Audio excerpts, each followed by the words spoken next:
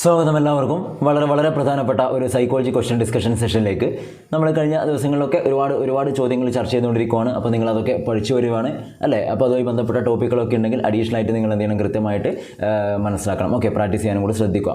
Clear? അപ്പോൾ നമുക്ക് എന്ത് ചെയ്യാം, ഇന്നത്തെ വളരെ പ്രധാനപ്പെട്ട ചോദ്യങ്ങൾ നമുക്ക് ചർച്ച ചെയ്യാം.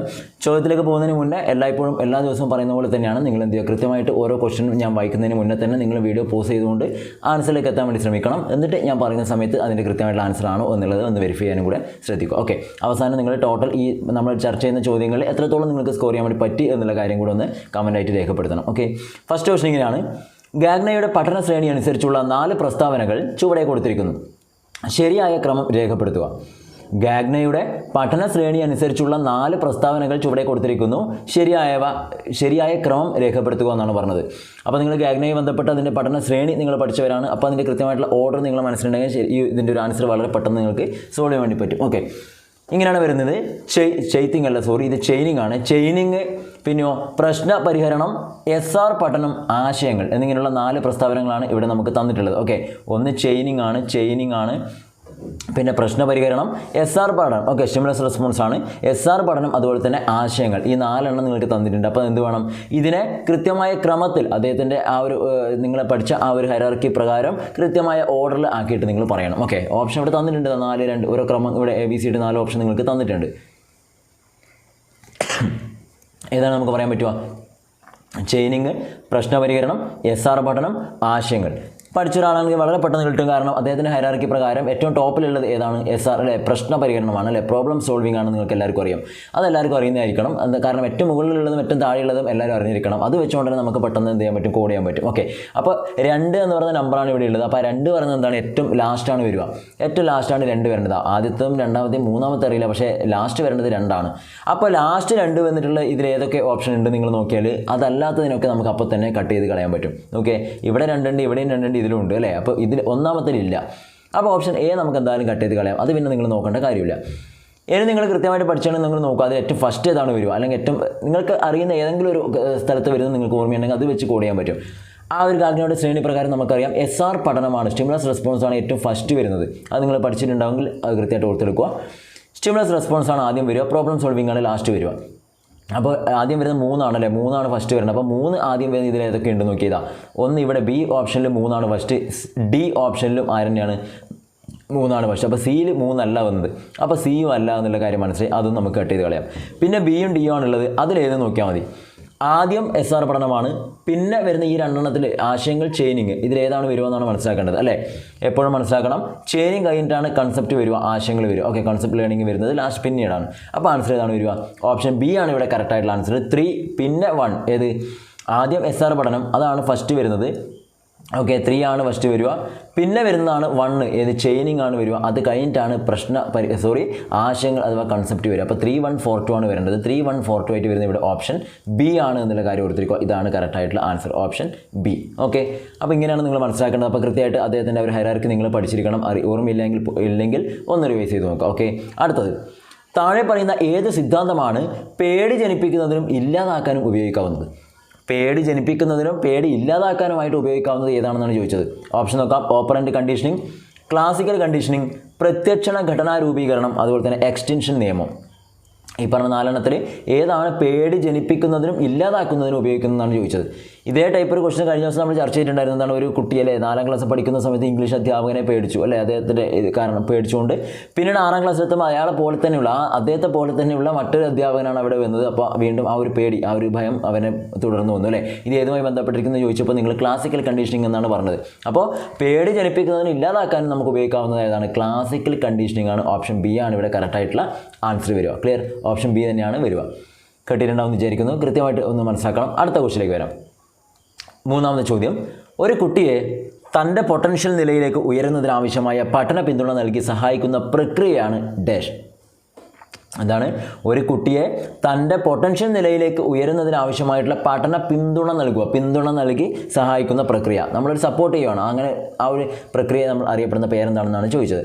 പ്രബലനം, കൈത്താങ്ങ്, വികാസം, അഭിപ്രേരണ. പ്രബലനം, കൈത്താങ്ങ്, വികാസം, അഭിപ്രേരണ. ഏതാണ് നമുക്ക് പറയാൻ പറ്റും ഇവിടെ? ഏതാണ് പറയാൻ പറ്റുക? നമ്മൾ പറഞ്ഞിട്ടുണ്ട് ഒരു കുട്ടി അവൻ്റെ ലെവലിൽ നിന്ന് നമ്മൾ എന്ത് ചെയ്യുന്നു, കുറച്ചുകൂടി ഒരു നല്ല ലെവലിലേക്ക് എത്താൻ വേണ്ടി നമ്മളൊന്ന് പുഷ് ചെയ്ത് കൊടുക്കുന്നു. അതിനാണ് നമ്മൾ എന്ത് പറയുക, സ്കഫോൾഡിങ് അഥവാ കൈത്താങ് എന്ന് പറയുക അല്ലേ? നിങ്ങൾ കൃത്യമായിട്ട് പഠിച്ചവരാണ്. അപ്പോൾ ഇവിടെ ഓപ്ഷൻ ബി സ്കഫോൾഡിങ് എന്നുള്ളതാണ് ഇവിടെയും ആൻസർ. ഇവിടെയും ഓപ്ഷൻ ബി തന്നെയാണ്, സ്കഫോൾഡിംഗ് ആണ് ആൻസർ ആയിട്ട് ഇവിടെ വരിക. ഓക്കെ, അടുത്തൊരു ക്വസ്റ്റിലേക്ക് പോകാം. 4ാമത്തെ ക്വസ്റ്റ്യൻ. ഓക്കെ, ഓപ്ഷൻ താഴെ ഉണ്ട്. ഓക്കെ, നോക്കാം നമുക്ക്. കുട്ടികളുടെ പ്രകടനം വിലയിരുത്തി എത്രയും പെട്ടെന്ന് തന്നെ അതിൻ്റെ ഫലം കുട്ടികളെ അറിയിക്കേണ്ടതാണ്. മനഃശാസ്ത്രപരമായ ഇതിൻ്റെ സാധൂകരണം ഏത് നിയമത്തെ അടിസ്ഥാനപ്പെടുത്തിയതാണ്?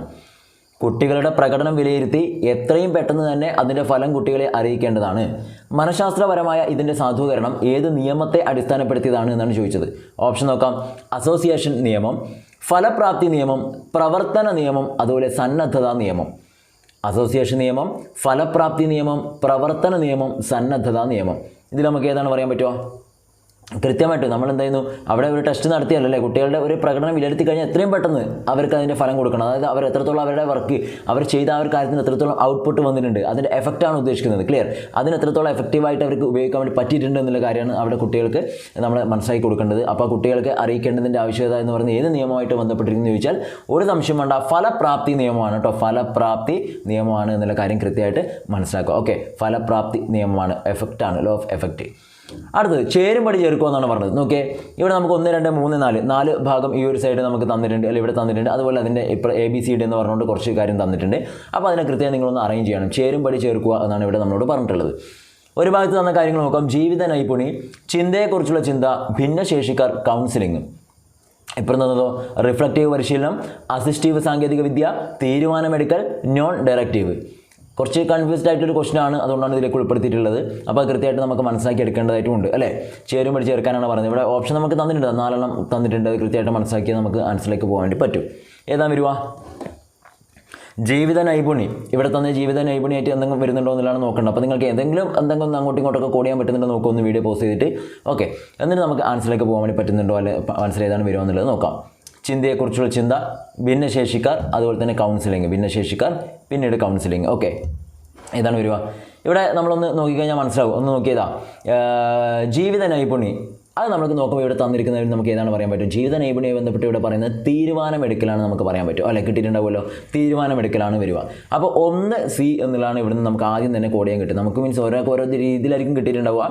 അതിലേറ്റവും സിമ്പിളുള്ളത് വെച്ച് പറയുന്നതേ ഉള്ളൂ, 1 C.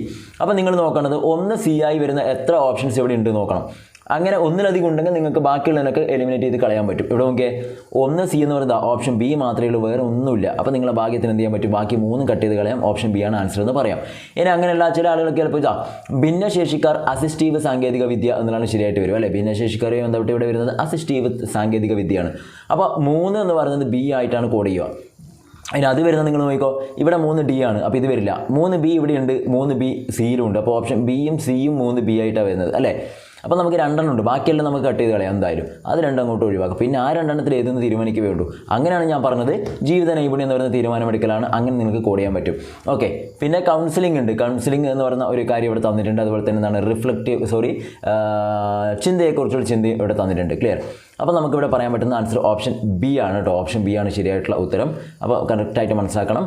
പിന്നെ വരുന്ന ചിന്തയെക്കുറിച്ചുള്ള ചിന്ത എന്ന് പറയുമ്പോൾ ഇവിടെ റിഫ്ലക്റ്റീവ് പരിശീലനമാണ് ആൻസർ ആയിട്ട് വരിക. അതുപോലെ തന്നെ കൗൺസിലിംഗ് എന്ന് പറയുമ്പോൾ നോൺ ഡയറക്റ്റീവ് എന്നുള്ളതാണ് വരിക. അപ്പോൾ ആൻസർ ഓപ്ഷൻ ബി ആണ്. ക്ലിയർ?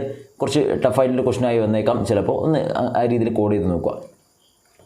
സ്വന്തം കൂട്ടുകാരുടെ വിജയങ്ങളെ ആഘോഷിക്കുകയും അതിൽ സംതൃപ്തി കണ്ടെത്തുകയും ചെയ്യുന്ന ഒരു വിദ്യാർത്ഥി ഉപയോഗപ്പെടുത്തുന്ന സമായോജന തന്ത്രം ഏത്? സ്വന്തം കൂട്ടുകാരുടെ വിജയം ആഘോഷിക്കുകയും അതിൽ സംതൃപ്തി കണ്ടെത്തുകയും ചെയ്യുന്ന ഒരു വിദ്യാർത്ഥി ഉപയോഗപ്പെടുത്തുന്ന സമായോജന തന്ത്രം, ഡിഫൻസ് മെക്കാനിസമാണ് ചോദിക്കുന്നത്. നോക്കാം. പ്രക്ഷേപണം, താതാത്മീകരണം, പരിഹാരം, പിന്നെ യുക്തീകരണം. പ്രക്ഷേപണം, താതാത്മീകരണം, നഷ്ടപരിഹാരം, യുക്തീകരണം. ഏതാണ് വരാൻ പറ്റുക? സ്വന്തം കൂട്ടുകാരുടെ വിജയങ്ങളെ ആഘോഷിച്ച് അതിൽ സംതൃപ്തി കണ്ടെത്തുക ചെയ്യുന്നത് അല്ലേ? അപ്പോൾ എന്താണ്, നമുക്ക് പറ്റാത്ത മറ്റൊരാളുടെ വിജയത്തിലൂടെ നമ്മൾ സംതൃപ്തി കണ്ടെത്തുന്നു, അതുമായിട്ട് താതാത്മ്യം പ്രാപിക്കുകയാണ് ചെയ്യുന്നത് എന്ന് പറഞ്ഞാൽ ഓപ്ഷൻ ബി തന്നെയാണ്. വളരെ എളുപ്പമുള്ളൊരു ക്വസ്റ്റ്യനാണ്. ഓപ്ഷൻ ബി, താതാത്മീകരണം എന്നുള്ളതാണ് ശരിയായിട്ടുള്ള ആൻസർ. ഓക്കെ, അടുത്ത ക്വസ്റ്റ്യൻ. ചുവടെ കൊടുത്തിരിക്കുന്നതിൽ ജസ്റ്റാൾട്ട് സൈക്കോളജിയെ സംബന്ധിച്ച് ശരിയായ പ്രസ്താവന ഏത്? ജസ്റ്റാൾട്ട് സൈക്കോളജിയാണ്, നിങ്ങൾക്ക് എല്ലാവർക്കും അറിയാം. ഇൻസൈറ്റ്ഫുൾ ലേണിംഗും ഉൾക്കാഴ്ച പഠനം എന്നൊക്കെ പറഞ്ഞ് നിങ്ങൾ പഠിച്ചിട്ടുണ്ട്. നോക്കാം. ചോദകങ്ങളും പ്രതികരണങ്ങളും തമ്മിലുള്ള ബന്ധനത്തിൻ്റെ ഫലമാണ് പഠനം. അർത്ഥവത്തായ പഠനത്തിന് ഊന്നൽ നൽകുന്നു. പരിപക്വനത്തിൻ്റെ ഫലമാണ് പഠനം. അതുപോലെ തന്നെ ഇത് ഉൾക്കാഴ്ച പഠനത്തിന് ഊന്നൽ നൽകുന്നു. ഗസ്റ്റാൾട്ട് സൈക്കോളജി എന്ന് കേൾക്കുമ്പോൾ തന്നെ നിങ്ങൾക്ക് മനസ്സിലായിട്ടുണ്ട് എന്താണ് ഉൾക്കാഴ്ചയാണ് അല്ലേ? അത് എല്ലാവർക്കും അറിയുന്ന ഒരു കാര്യമാണ്. അപ്പോൾ ഒരു സംശയം വേണ്ട, ആൻസർ ഓപ്ഷൻ ഡി ആണ്. ഉൾക്കാഴ്ച പഠനത്തിന് ഊന്നൽ നൽകുന്നു എന്നുള്ളതാണ്. അപ്പോൾ എപ്പോഴും മനസ്സിലാക്കുക, ഗസ്റ്റാൾട്ട് സൈക്കോളജി എന്ന് കേട്ടാൽ അത് ഇൻസൈറ്റ്ഫുൾ ലേണിംഗ് അതുമായി ബന്ധപ്പെട്ട തിയറിയാണ്. അപ്പോൾ ഉൾക്കാഴ്ച പഠനമാണ് ഉദ്ദേശിക്കുന്നത്. അടുത്തത് 8ാമത്തെ ചോദ്യം. ബെഡ് എന്ന് എഴുതുന്നതിന് പകരം DEB ഡെബ് എന്നെഴുതിയ കുട്ടിയിലെ പഠന വൈകല്യം എഴുതുക. പഠന വൈകല്യം ഏതെന്നാണ് ചോദിച്ചത്. ഓക്കെ, അപ്പോൾ എന്താണ് ബെഡ് എന്നാണ് ശരിക്കും എഴുതേണ്ടത്, BED എന്നാണ് എഴുതേണ്ടത്. പക്ഷേ കുട്ടി നേരെ മാറിയിട്ട് എന്ത് ചെയ്തു, അത് തിരിച്ചുപോയി DEB എന്ന് കുട്ടി എഴുതിപ്പോയി. അപ്പോൾ അങ്ങനെയുള്ള കുട്ടിയെല്ലാം എഴുതുന്നൊക്കെ തിരിഞ്ഞു പോകുന്നു. അപ്പോൾ അങ്ങനെയുള്ള വൈകല്യം ഏതെന്നാണ്. അപ്പോൾ ഇവിടെ തന്നെ മനസ്സിലാക്കാൻ പറ്റുമല്ലോ എന്താണ് എഴുതുന്നൊക്കെയാണ് വ്യത്യാസം വരുന്നത്. എഴുതാൻ പറ്റുന്നില്ല, കൃത്യമായിട്ട് എഴുതുന്നതിലുള്ള ഒരു ബുദ്ധിമുട്ടാണ് ഇവിടെ കാണിക്കുന്നത്. അപ്പോൾ നമുക്ക് വളരെ പെട്ടെന്ന് എഴുത്തുമായി ബന്ധപ്പെട്ട വൈകല്യം ഏതാണെന്ന് നോക്കിയാൽ മതി. ഡിസ്ലെക്സിയ എന്താണ്, ലെക്സി എഴുതാനാണ്, പക്ഷേ ഇതെന്തല്ല, എഴുത്തല്ല, വായനയാണ്. ഡിസ്കാൽക്കുലിയ, ഡിസ്പ്രാക്സിയ അതൊക്കെ നിങ്ങൾക്കറിയാം, ബോഡി എന്താണ് കൃത്യമായിട്ടുള്ള ബോഡി മൂവ്മെൻറ്റുമായി ബന്ധപ്പെട്ടാണ്. അതുപോലെ ഡിസ്കാൽക്കുലിയ മാത്സ് ആണ്. അപ്പോൾ അതൊന്നല്ല. അപ്പോൾ നമുക്ക് മനസ്സിലായി ആൻസർ ഓപ്ഷൻ ബി ആണ്. ഡിസ്ഗ്രാഫിയാണ് എഴുത്തുമായി ബന്ധപ്പെട്ട പഠന വൈകല്യം. അടുത്തത്, വൈകാരിക അസ്ഥിരതയുടെ കാലഘട്ടം എന്ന് അറിയപ്പെടുന്നത് ഏത്? അതായത് emotional instability, the period of emotional instability ഏതാണ് വരിക? വൈകാരിക അസ്ഥിരതയുടെ കാലഘട്ടം. നോക്കാം, ശൈശവം, ആദിബാല്യം, കൗമാരം, യൗവനം. ശൈശവം, ആദിബാല്യം, കൗമാരം, യൗവനം. അപ്പോൾ ഇതിൽ വൈകാരിക അസ്ഥിരതയുടെ കാലഘട്ടം എന്ന് അറിയപ്പെടുന്നത് ഏതെന്നാണ് ചോദിച്ചത് അല്ലേ? അപ്പോൾ നമുക്ക് ആൻസർ ഏതാണെന്ന് പറയാൻ പറ്റുമോ? ഒരു സംശയം വേണ്ട, ആൻസർ ഓപ്ഷൻ സി ആണ്, കൗമാരം എന്നതിലാണ് കേട്ടോ. അഡോളസെൻസ് അഥവാ കൗമാരം എന്നതിലാണ് കറക്റ്റായിട്ടുള്ള ആൻസർ. നെക്സ്റ്റ് ഡയറക്റ്റ് ഓപ്ഷനാണ്. മോറോൺ എന്നാൽ എന്താണ്? മോറോൺ എന്നാൽ ഡാഷ്. നോക്കിയേ, കേൾവി പ്രശ്നമുള്ള കുട്ടി, കാഴ്ച വൈകല്യമുള്ള കുട്ടി, ബുദ്ധിമാന്ദ്യമുള്ള കുട്ടി, അതുപോലെ പഠന വൈകല്യമുള്ള കുട്ടി. അപ്പോൾ ഇതിൽ മോറോൺ എന്നാൽ എന്താണ് ഉദ്ദേശിക്കുന്നതെന്ന് ചോദിച്ചത്. മോറോൺ എന്നാൽ എന്താണ്? ഏതാണ് വരിക? കേൾവി വൈകല്യമാണോ, കാഴ്ച വൈകല്യമാണോ, ബുദ്ധിമാന്ദ്യമുള്ള കുട്ടിയാണോ, പഠന വൈകല്യമുള്ള കുട്ടിയാണോ? അപ്പോൾ നമ്മൾ മോറോൺ എന്നൊക്കെ പറഞ്ഞ ഇതാണ്, നിങ്ങൾ IQ-ലേക്കാണ് പഠിച്ചത് അല്ലേ?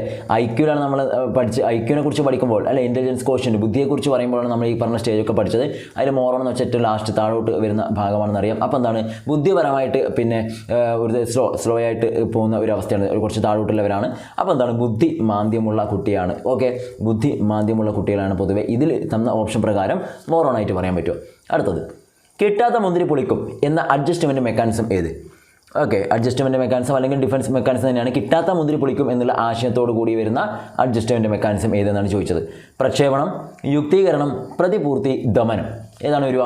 പ്രക്ഷേപണം, യുക്തീകരണം, പ്രതിപൂർത്തി, ദമനം. കിട്ടാത്ത മുന്തിരി പൊളിക്കും, അതായത് ആ മുന്തിരി നമുക്ക് കിട്ടിയില്ല, അപ്പോൾ അത് പൊളിയാണെന്ന് നമ്മൾ പറഞ്ഞു ഉറപ്പിക്കുന്നു അല്ലേ? അത് എന്താണ്, ഇപ്പോൾ ഒരു സ്ഥലത്ത് പോയി ഒരു മത്സരത്തിൽ ഫസ്റ്റ് കിട്ടില്ല, ചിലപ്പോൾ വീട് കളിച്ചിട്ട് കിട്ടാത്തായിരിക്കും. പക്ഷേ എന്താ, ഞാൻ പഠിച്ചില്ല, ഞാൻ കൃത്യമായിട്ട് ചെയ്തിട്ടില്ല, അതുകൊണ്ട് അത് കിട്ടിയില്ല. അല്ലെങ്കിൽ അത് കിട്ടിയിട്ട് പ്രത്യേകിച്ച് കാര്യമൊന്നുമില്ല.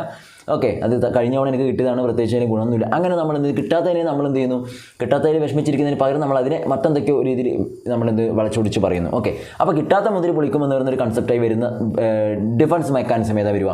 പ്രക്ഷേപണം, യുക്തീകരണം, പ്രതിപൂർത്തി, ദമനം. ഏതാ വരിക? ആൻസർ ഓപ്ഷൻ ബി ആണ്, യുക്തീകരണമാണ് ആൻസർ കേട്ടോ. യുക്തീകരണമാണ്. ഓക്കെ, യുക്തീകരണം എന്നതാണ് കറക്റ്റായിട്ടുള്ള ആൻസർ. 12ാമത്തെ ചോദ്യം.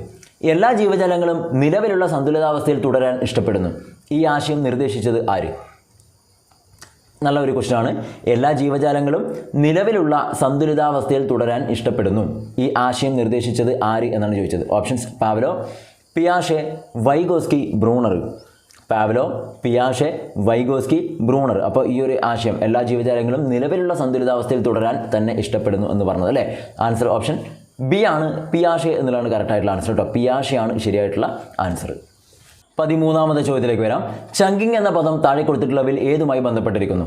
ചങ്കിങ് എന്ന പദം താഴെ കൊടുത്തിരിക്കുന്നവയിൽ ഏതുമായി ബന്ധപ്പെട്ടിരിക്കുന്നു എന്നാണ് ചോദിച്ചത്. ഓപ്ഷൻസ്: ശ്രദ്ധ, ഓർമ്മ, ചിന്ത, വികാരം.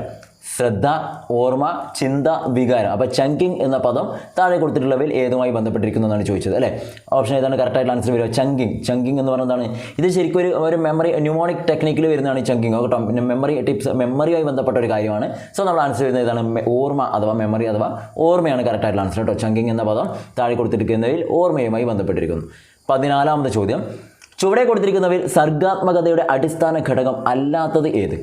ചുവടെ കൊടുത്തിരിക്കുന്നവയിൽ സർഗാത്മകതയുടെ അടിസ്ഥാന ഘടകം ഏത് എന്നല്ല, അത് അല്ലാത്തത് ഏത് എന്നാണ്. എന്ന് പറഞ്ഞാൽ ഇത് തന്ന 4 3 സർഗാത്മകതയുടെ അഥവാ ക്രിയേറ്റിവിറ്റി, അതിൻ്റെ ബേസിക് ആയിട്ടുള്ള അടിസ്ഥാന ഘടകമാണ്, ഒരെണ്ണമല്ല അല്ലേ?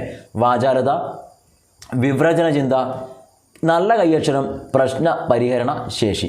വിവ്രജന ചിന്ത വെച്ചാൽ ഡൈവേർജൻറ്റ് തിങ്കിങ് ആണ് ഉദ്ദേശിക്കുന്നത്, അതായത് കൺവേർജൻ്റ് അല്ല, ഡൈവേർജൻ്റ് ആണ്. അപ്പോൾ ഈ പറയുന്നതിൽ സർഗ്ഗാത്മകതയുമായി ബന്ധമില്ലാത്തത് അല്ലെങ്കിൽ അതിൻ്റെ അടിസ്ഥാന ഘടകം അല്ലാത്തതെന്ന് ചോദിച്ചാൽ നമുക്ക് ഏതാണ് പറയാൻ പറ്റുക? ക്രിയേറ്റിവിറ്റിയായി ബന്ധപ്പെട്ടിട്ട് നമുക്ക് പറയുമ്പോൾ നല്ല കയ്യക്ഷരം ഇവിടെ എന്തല്ല, അതിൻ്റെ അടിസ്ഥാന ഘടകം അല്ല. ഓക്കെ, ബാക്കി വാചാലത, വിഭ്രജന ചിന്ത, പ്രശ്ന പരിഹരണ ശേഷിയൊക്കെ സർഗ്ഗാത്മകതയുമായി ബന്ധപ്പെട്ട കാര്യങ്ങളാണ് എന്നുള്ളത് ഓർത്തിരിക്കുക. അങ്ങനെ 15ാമത്തെ ചോദ്യത്തിലേക്ക് വരുന്നു. സ്മാൻ പഠിക്കാൻ മിടുക്കനാണ്. ഗണിതത്തിലെ 4 ഗുണിക്കണം 10 എന്നതിൻ്റെ ആൻസർ, 4 ഗുണിക്കണം 10ൻ്റെ ഉത്തരം 40 ആണെന്ന് അവൻ പെട്ടെന്ന് പറയും. എന്നാൽ ഒരു ബോൾ പേനയുടെ വില 10 രൂപ ആയാൽ അതുപോലുള്ള 4 പേനയുടെ വില എന്ത് എന്ന ചോദ്യത്തിന് ഉത്തരം കാണാൻ സ്മാന് കഴിയുന്നില്ല. ഇതിന് കാരണം എന്താകാം? 4 ഗുണിക്കണം 10 എന്നുള്ളത് നിങ്ങൾ ഡയറക്റ്റ് പറഞ്ഞാൽ അവൻ പെട്ടെന്ന് ആൻസർ പറയും 40 ആണെന്ന് പറയും. പക്ഷേ ഒരു പേനയ്ക്ക് വില 10 രൂപയാണെങ്കിൽ അതുപോലുള്ള 4 പേനയുടെ വില എത്ര എന്ന് ചോദിച്ചാൽ അവന് പെട്ടെന്ന് എന്ത് ചെയ്യാൻ പറ്റില്ല, പറയാൻ പറ്റില്ല. അപ്പോൾ അതിനുള്ള കാരണം എന്തായിരിക്കും എന്നാണ് ചോദിച്ചത്. നോക്കിയേ, സ്മാന് ഗുണനപ്പട്ടിക അറിയില്ല എന്ന് പറയാൻ പറ്റുമോ? ഗുണനപ്പട്ടിക അറിയില്ല എന്ന് പറഞ്ഞാൽ അവന് 4 ഗുണിക്കണം 10 40 ആണെന്ന് പറയാൻ പറ്റില്ല. അപ്പോൾ ഇതെന്തല്ല, ശരിയല്ല അല്ലേ? നെക്സ്റ്റ്, ക്ലാസ്സിൽ ഇത്തരത്തിലുള്ള പ്രായോഗിക പ്രശ്നങ്ങൾ നിർദ്ധാരണം ചെയ്യുന്ന രീതി വിശകലന വിധേയമാക്കുന്നില്ല. നെക്സ്റ്റ്, സ്മാനെ വീട്ടിൽ പഠനത്തിന് ആരും സഹായിക്കുന്നില്ല. അതുപോലെ സ്മാൻ വഴിക്കണക്കുകളെ ഭയക്കുന്നു എന്നിങ്ങനെയുള്ള 4 ഓപ്ഷൻസാണ് പറഞ്ഞത്. അപ്പോൾ സ്മാനെ വീട്ടിൽ പഠനത്തിന് ആരും സഹായിക്കുന്നില്ല, സ്മാൻ വഴിക്കണക്കുകളെ ഭയക്കുന്നു. അപ്പോൾ ഇത് നമുക്ക് ഏതാണ് പറയാൻ പറ്റുക? കൃത്യമായിട്ട് ആ കുട്ടിയുടെ ബുദ്ധിമുട്ട് പറഞ്ഞാൽ നിങ്ങളൊന്ന് ആലോചിക്കുക. സ്മാൻ വഴിക്കണക്കുകളെ ഭയക്കുന്നു. വഴിക്കണക്കുകളെ ഭയക്കുന്നു എന്ന് നമുക്ക് പറയാൻ പറ്റില്ല, ഒരു റീസൺ അല്ല അല്ലേ? കാരണം 4 ഗുണിക്കണം 10 കൃത്യമായിട്ട് പറയാൻ പറ്റുന്ന ഒരു കുട്ടിയാണ്. അപ്പോൾ ഇത് ചെറിയൊരു കാര്യത്തിന് ഭയം അതിൻ്റെ ആവശ്യമില്ല. സ്മാനെ വീട്ടിൽ പഠനത്തിന് ആരും സഹായിക്കുന്നില്ല. പക്ഷേ 4 ഗുണിക്കണം 10 കൃത്യമായിട്ട് പറയാൻ പറ്റുന്ന കുട്ടിക്ക് ഇത് പറയാൻ പറ്റുന്നില്ല എന്ന് പറയുന്നത് വീട്ടിലാരും സഹായിക്കാത്തതുകൊണ്ടായിരിക്കില്ല, അവന് മറ്റെന്തോ ഒരു ബുദ്ധിമുട്ടാണ് അല്ലേ? അടുത്ത ഓപ്ഷൻ ബി നോക്കിയേ, ക്ലാസ്സിൽ ഇത്തരത്തിലുള്ള പ്രായോഗിക പ്രശ്നങ്ങൾ നിർദ്ധാരണം ചെയ്യുന്ന രീതി വിശകലന വിധേയമാക്കുന്നില്ല. അതൊരു കാരണമായിരിക്കാമല്ലോ അല്ലേ? കാരണം ഗുണനപ്പട്ടിയും കാര്യങ്ങളൊക്കെ അവനറിയാം, പക്ഷേ അതിൻ്റെ അപ്ലിക്കേഷൻ ലെവൽ ക്വസ്റ്റ്യൻ വരുമ്പോൾ സോൾവ് ചെയ്യാൻ പറ്റുന്നില്ല എന്ന് പറഞ്ഞാൽ എന്താണ്? അപ്ലിക്കേഷൻ ലെവലിൽ നമ്മൾ ക്ലാസ്സിൽ ഇത് ഉപയോഗിക്കാത്തതാണ് അതിൻ്റെ ഒരു ബുദ്ധിമുട്ട്. ക്ലിയർ? അപ്പോൾ നമ്മുടെ ആൻസർ വരുന്നത് ഓപ്ഷൻ ബി ആണ് കൃത്യമായിട്ടുള്ള ആൻസർ വരിക. ഓക്കെ, അപ്പോൾ ഇത്രയാണ് നമ്മൾ ഇന്നത്തെ ചോദ്യങ്ങൾ. 15 ചോദ്യങ്ങളാണ് നമ്മൾ ചർച്ച ചെയ്തിട്ടുള്ളത്. ആ 15 ചോദ്യങ്ങളിൽ നിങ്ങൾക്ക് 15ൽ 15 തന്നെ സ്കോർ ചെയ്യാൻ പറ്റുമെന്ന് വിചാരിക്കുന്നു. അല്ലെങ്കിൽ എത്രത്തോളം സ്കോർ ചെയ്യാൻ പറ്റും, അത് 1 മുതൽ 15 വരെ കിട്ടിയാൽ നിങ്ങളത് കമൻറ്റ് ചെയ്ത് അറിയിക്കുക. അതിനൊന്നും യാതൊരു ബുദ്ധിമുട്ടില്ല. ഇന്നൊരു മാർക്ക് കിട്ടിയവർ നാളെ എന്ത് ചെയ്യുക, അത് 2 3 ആക്കുക, അങ്ങനെ കയറി വരിക. ഓക്കെ, നന്നായിട്ട് വർക്ക് ചെയ്യുക. ഇത്രയാണ് നമുക്ക് ഇന്ന് പറയാനുള്ളത്. അപ്പോൾ നിങ്ങൾക്ക് എന്ത് ചെയ്യാം, പിന്നെ ഈ ഒരു ഡിസ്കഷൻ കൃത്യമായിട്ട് നിങ്ങൾക്ക് ഫോളോ ചെയ്യാൻ വേണ്ടി പറ്റുന്നുണ്ട് എന്നുണ്ടെങ്കിൽ തീർച്ചയായിട്ടും എന്ത് ചെയ്യുക, അതൊന്ന് കമൻറ്റ് ചെയ്ത് അറിയിക്കണം. എന്തെങ്കിലും ജസ്റ്റ് ഒരു ഡോട്ടെങ്കിലും നിങ്ങളൊന്ന് കമൻറ്റ് ആയിട്ട് ഇടാൻ വേണ്ടി ശ്രദ്ധിക്കുക. എൻഗേജ് ആവുന്നത് എത്ര പേരുണ്ട് എന്നുള്ള കാര്യം മനസ്സിലാക്കാൻ വേണ്ടി മാത്രമാണ്. മറ്റെന്തെങ്കിലും അഭിപ്രായങ്ങളും നിർദ്ദേശങ്ങളും ഉണ്ടെങ്കിൽ കമൻറ്റ് ചെയ്യാം. അതുമല്ലെങ്കിൽ നമുക്ക് എന്താ പേഴ്സണലായിട്ട് നിങ്ങൾക്ക് വേണമെങ്കിൽ ഇൻസ്റ്റാഗ്രാം വഴിയൊക്കെ മെസ്സേജ് അയക്കാം, റിപ്ലൈ തരും. ഓക്കെ, ഇത്രയും കാര്യങ്ങളാണ്. അടുത്ത ദിവസം നമുക്ക് എന്ത് ചെയ്യാൻ ഡീറ്റെയിൽ ആയിട്ട് മറ്റ് കാര്യങ്ങളിലേക്ക് പോകാം. നമുക്ക് ഇനി മറ്റ് സബ്ജക്റ്റും കുറച്ചധികം നമുക്ക് ഡിസ്കസ് ചെയ്യാനുണ്ട്. അതൊക്കെ വരുന്ന ദിവസങ്ങളിൽ നമുക്ക് പെട്ടെന്ന് ചെയ്യാം. Okay, thank you.